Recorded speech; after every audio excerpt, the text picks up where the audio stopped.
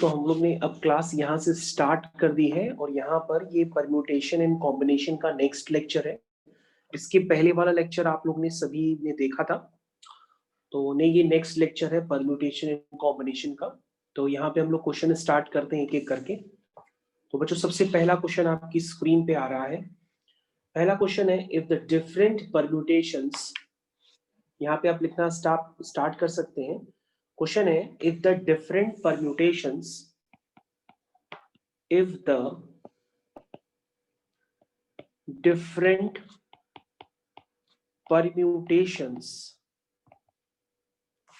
if the different permutations of the letter of the word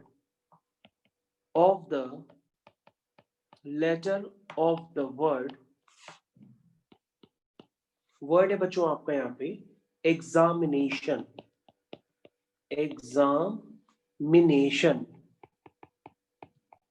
this is the word, यहाँ पे ये word given है examination, are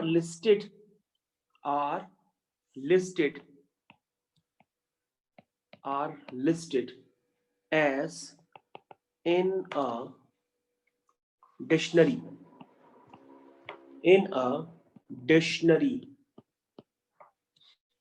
how many words are there,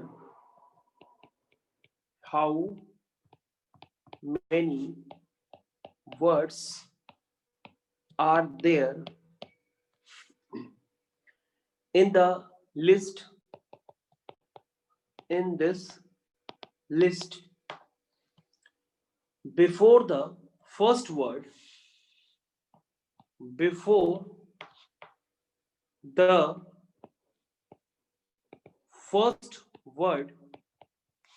starting with E,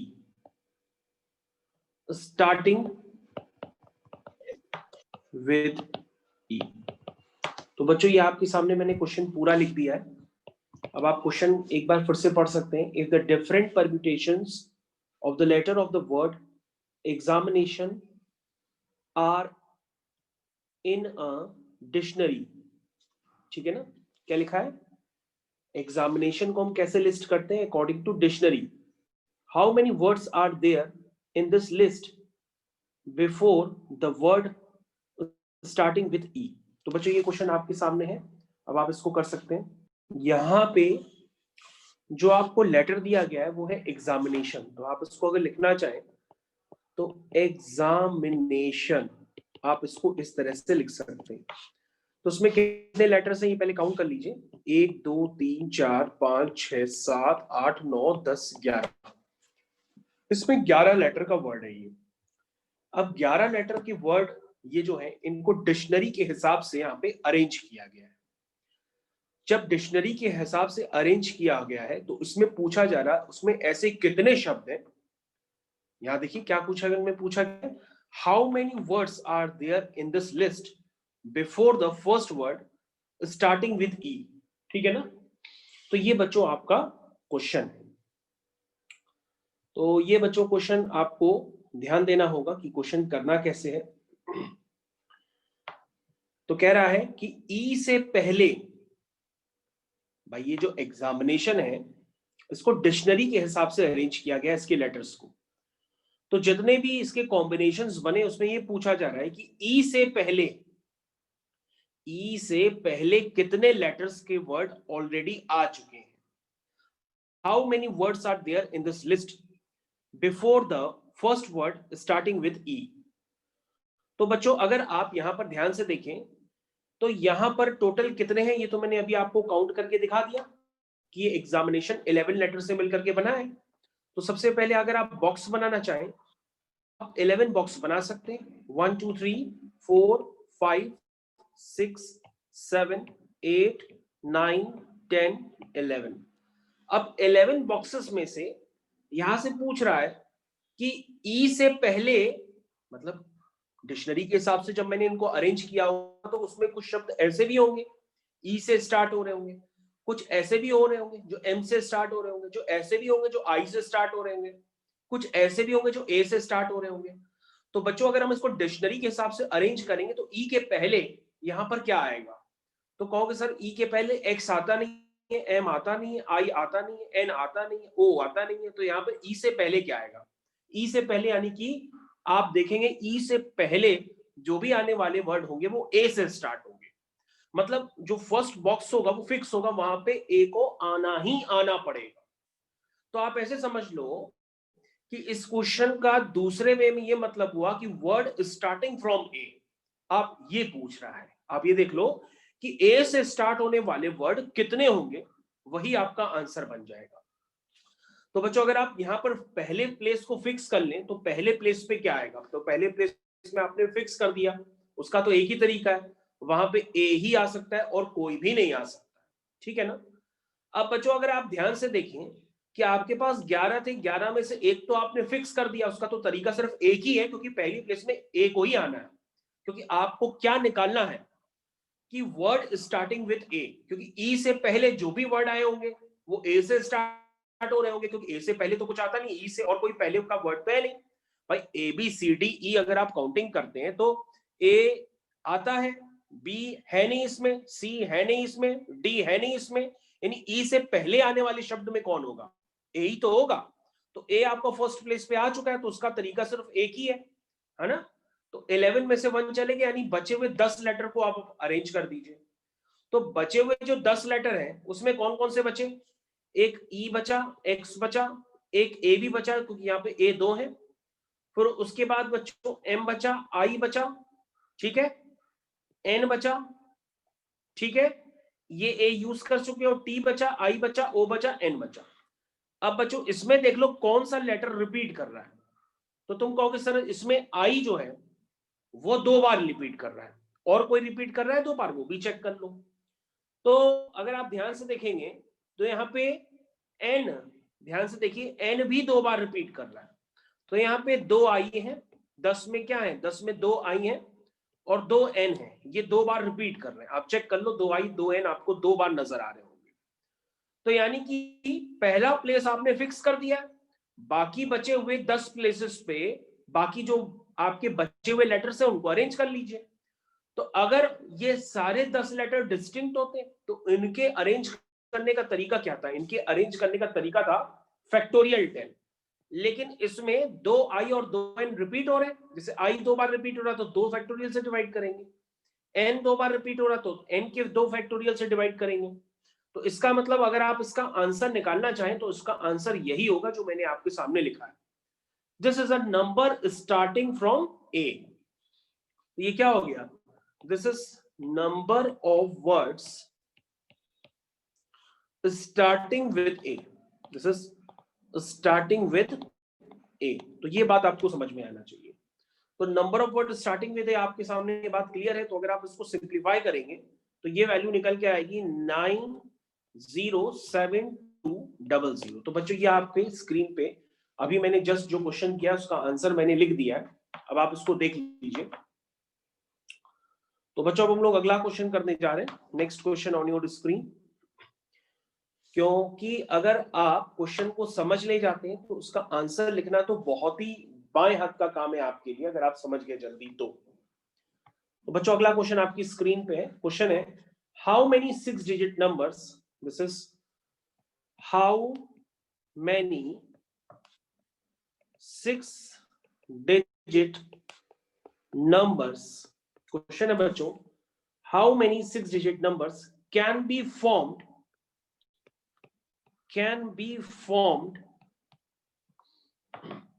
from the digits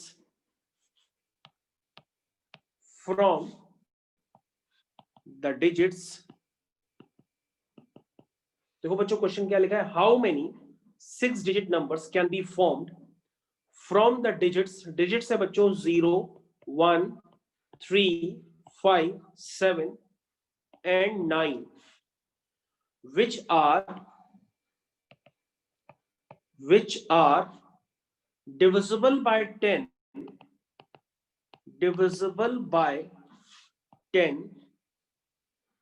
and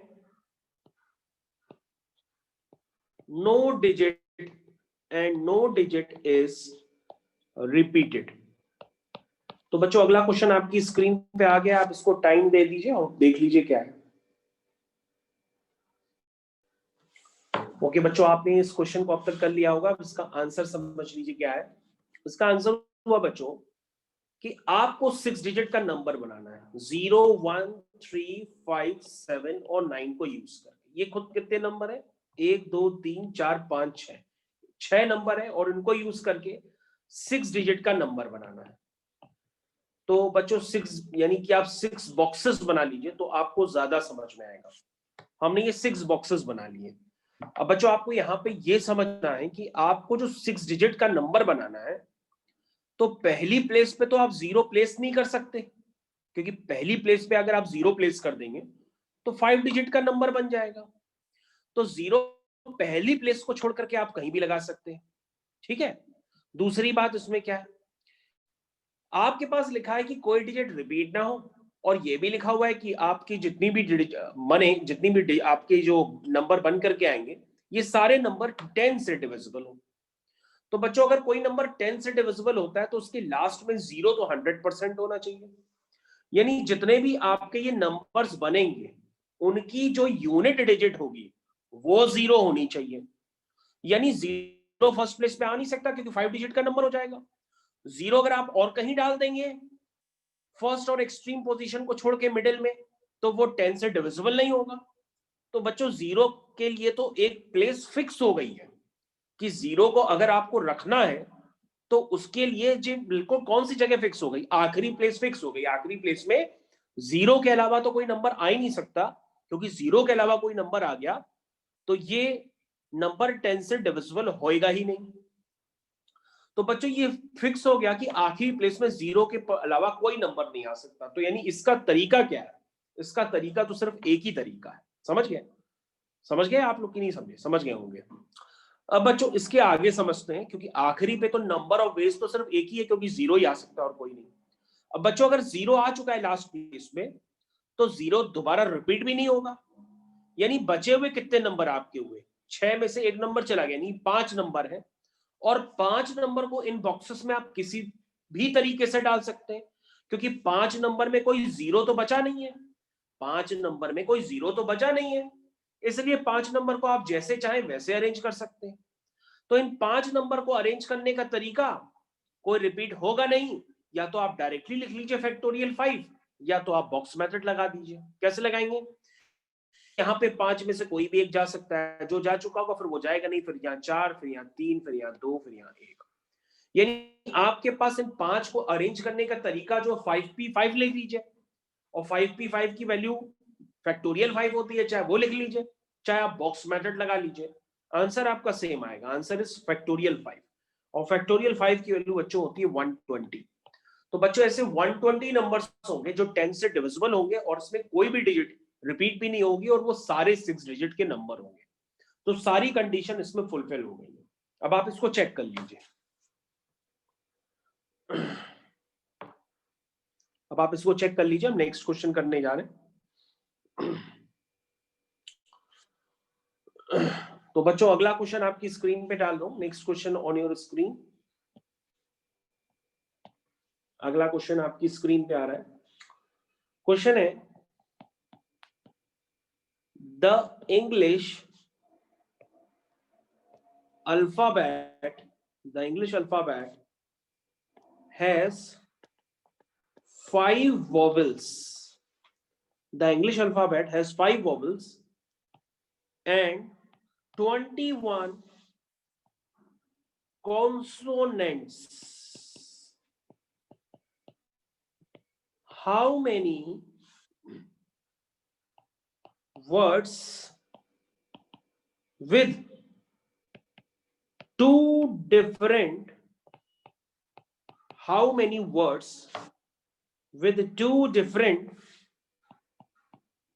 vowels and 2 different consonants can be formed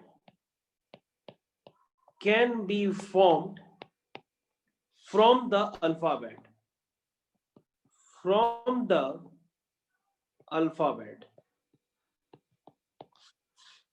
ठीक है बच्चों, ये question है आपके सामने। तो बच्चों क्वेश्चन आपकी स्क्रीन पे आ गया। The English alphabet has 5 vowels and 21 consonants. ये तो सभी लोग जानते हैं कि टोटल 26 होते हैं, जिसमें 5 वॉवल्स होते हैं और 21 कॉन्सोनेंट्स होते हैं। जो वॉवल्स नहीं होते उनको कॉन्सोनेंट कहते हैं। How many words with 2 different vowels and 2 different consonants can be formed from the alphabet? तो बच्चों ये क्वेश्चन आपके सामने है। तो क्वेश्चन तो काफी आसान है, क्योंकि आपको क्वेश्चन में एकदम टीम की तरह क्वेश्चन है कि यहां पर आपको टीम बनानी है। अब टीम जो बनानी है वो किसकी बनानी है? जिसमें 2 डिफरेंट वॉवल है और 2 डिफरेंट कॉन्सोनेंट हो। समझ गए नहीं? तो यानी आपको टोटल जो टीम बनानी है उसमें 4 लेटर है। तो 4 लेटर में 2 डिफरेंट वॉवल्स हैं प्लस 2 डिफरेंट कॉन्सोनेंट्स हैं। यही तो मतलब हुआ। तो बच्चों जो वॉवल्स और कॉन्सोनेंट्स है वो आप किस में से सेलेक्ट करेंगे? वॉवल्स और कॉन्सोनेंट में से सेलेक्ट करेंगे। तो पहले आप सेलेक्ट कर लीजिए और उसके बाद बात की बात है। अगर ये डिस्टिंक्ट होते हैं सारे अल्फाबेट्स तो हम उनको फिर अरेंज भी करना पड़ेगा, क्योंकि वो एक दूसरे के रिस्पेक्ट में पोजीशन भी बदल सकते हैं, तो भी वही काम करेंगे। तो पहले हम सेलेक्ट कर लेते हैं, फिर हम अरेंज भी कर लेंगे। तो बच्चों वॉवल्स कितने? 5 में से 2 वॉवल लेने का तरीका 5C2। और आपको 4 लेटर का वर्ड बनाना है जिसमें 2 वॉवल हो। वॉवल तो दोनों डिस्टिंक्ट ही हैं, पांचों डिस्टिंक्ट है, उसमें से 2 लेंगे वो भी डिस्टिंक्ट होंगे। उसके बाद 21 डिफरेंट कॉन्सोनेंट है, उसमें से कोई भी 2 सेलेक्ट करेंगे वो भी डिस्टिंक्ट होंगे। तो उसके ओवरऑल 4 लेटर वर्ड को बनाने का तरीका जिसमें 2 वॉवल्स है और 2 कॉन्सोनेंट है, उसका तरीका तो ये हो गया। ठीक है, यानी आपने क्या ले लिया? टोटल 4 लेटर ले लिए जो जिसमें 2 डिफरेंट वॉवल है और 2 डिफरेंट कॉन्सोनेंट्स है। अब बच्चों वो चारों जो है वो एक दूसरे के रिस्पेक्ट में पोजीशन भी बदल सकते हैं। यानी उसके तरीके कितने होंगे? उसके तरीके होंगे फैक्टोरियल 4, क्योंकि वो 4 भी आपस में पोजीशन बदल सकते हैं। और जैसे ही पोजीशन बदलेंगे तो हर बार एक नया वर्ड फॉर्म होगा। समझ में आया भाई? ये अगर बॉल्स होती आइडेंटिकल बॉल्स, आइडेंटिकल बॉल्स को तो अरेंज करने का तरीका ही नहीं बनता, क्योंकि वो चाहे आगे हो रेड बॉल हो चाहे पीछे रेड बॉल हो, दिखेगी तो सारी आइडेंटिकल। लेकिन ये जो लेटर्स हैं ये सारे डिस्टिंक्ट हैं। तो अगर ये ए आगे हो गया बी पीछे हो गया तो एक नया वर्ड का फॉर्मेशन हो जाएगा। समझ रहे हैं कि नहीं आप? तो ये चारों भी एक दूसरे के रिस्पेक्ट में पोजीशन बदल सकते हैं। तो उसका जो तरीका होगा वो हो जाएगा फैक्टोरियल 4। तो अगर आप इसको सॉल्व कर लें तो सॉल्व करने पर आपको 100% वैल्यू समझ में आ जाएगी कि आंसर मैच कर रहा है कि नहीं मैच कर रहा। 5C2 होता है बच्चों 10 और 21C2 आप निकाल लीजिए 210 आएगा। और फैक्टोरियल 4 जो होता है वो होता है 24। ये सारी वैल्यूज अगर बच्चों आप मल्टीप्लाई करेंगे तो ये आएगा 50400। अब आप इतना आंसर चेक कर लीजिए। तो बच्चों हम लोग अब अगला क्वेश्चन करने जा रहे हैं। Next question on your screen. तो अगला क्वेश्चन बच्चों आपकी स्क्रीन पे आ रहा है। क्वेश्चन है, आप इसका आंसर खुद भी निकाल सकते हो कल, क्योंकि मैंने कल ऐसा मिलता जुलता कराया था। क्वेश्चन है, determine the number of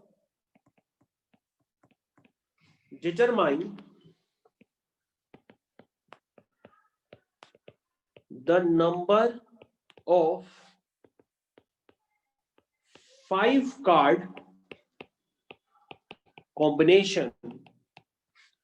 Determine the number of 5 card combinations out of a deck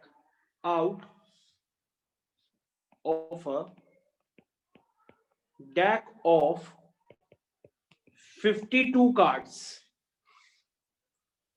If each selection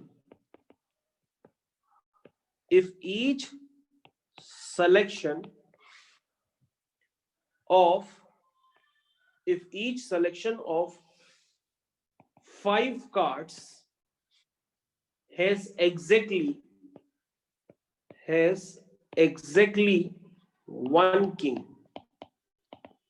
तो बच्चों ये क्वेश्चन मैंने आपको ऑलरेडी कल बताया था। मैंने आपको एक टेबल बताई थी, वो टेबल मैं आपको दोबारा भी बता सकता हूं। मैंने बताया था आपको 52 कार्ड्स होते हैं।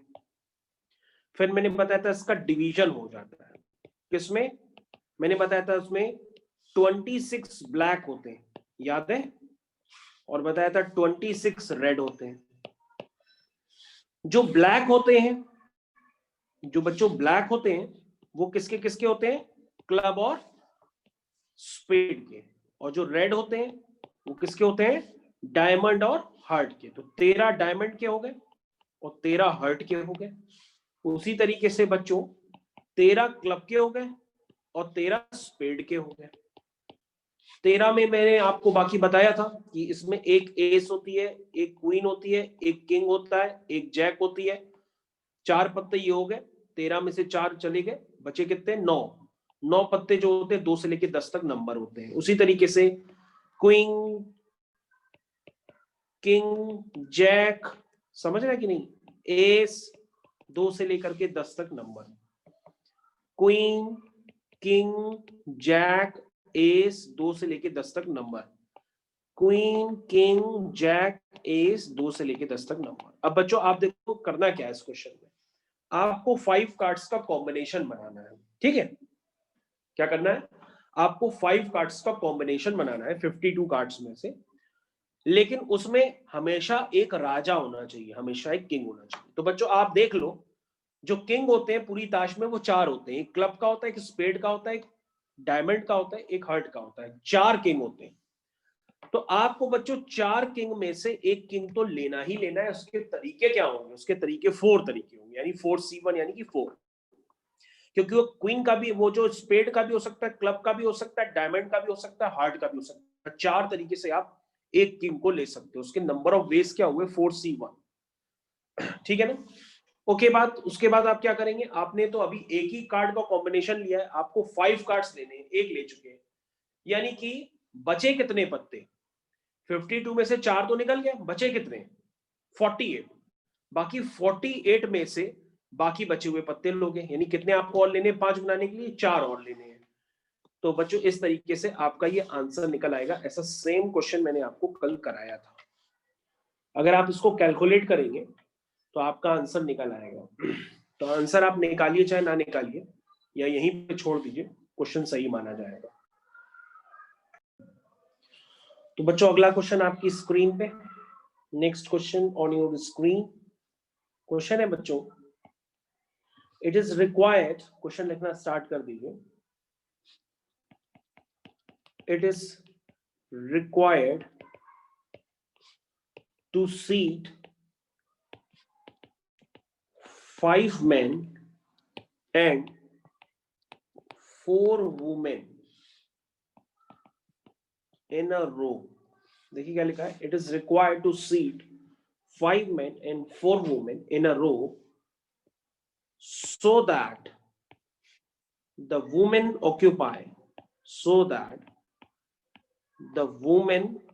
occupy the even places। How many such arrangements are possible? How many such arrangements are possible? जो आप देख सकते हैं क्वेश्चन आपके सामने लिखा हुआ है। बच्चों क्वेश्चन क्या है? It is required to seat 5 men and 4 women in a row so that the women occupy even places। How many such arrangements are possible? तो बच्चों टोटल 9 लोगों को बैठाना है, और 9 लोगों को ऐसे बैठाइए कि वुमेन हमेशा इवन प्लेसेस पे आए। तो सबसे पहले मैन के लिए तो रेस्ट्रिक्शन दी नहीं गई है कि वो पहली प्लेस पे आए कि दूसरी प्लेस पे आए। तो सबसे पहले क्या करिए, मैन को अरेंज कर लीजिए। तो ये मैन हो गया, पहला, दूसरा, तीसरा, चौथा, पांचवा, ये मैन हो गए बच्चों। ठीक है, या M1, M2, M3, M4, M5, इस तरीके से आपने सबसे पहले मैन को अरेंज कर दिया। तो बच्चों मैन 5 मैन है, 5 मैन को अरेंज करने का तरीका क्या होगा? वो तो फैक्टोरियल 5 होगा। भाई ये मैन जो है कितने तरीके से अरेंज हो सकते हैं? 5 मैन को अरेंज करने का तरीका हुआ 5p5, या फैक्टोरियल 5 भी आप लिख सकते हैं। तो अभी तो मैंने बच्चों 5 मैन को ही अरेंज किया है।